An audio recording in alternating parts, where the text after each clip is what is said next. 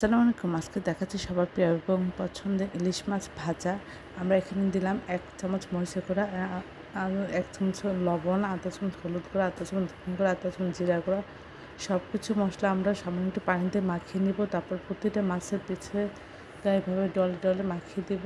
তারপরে প্যানে তেল গরম করে আমরা মাছ দিয়ে দিব এবং লো হিটে আস্তে আস্তে মুচমুচে করে ভিতর থেকে ভাজার চেষ্টা করব। এটা যতটা লো হিটে ভাজবেন এটার স্বাদ ততই বেড়ে যাবে। আর বেশি হিটে ভাজলে এটা কালারটা চলে আসবে কিন্তু মুচমুচে হবে না। এটা এভাবে ভাসাই করে খেতে পারলে তাহলে আর আগে থেকে ইলিশ মাছ ভাজা খেতে হবে না। বাসায় দুর্দান্ত স্বাদে ইলিশ মাছ ভাজা হয়ে যায়।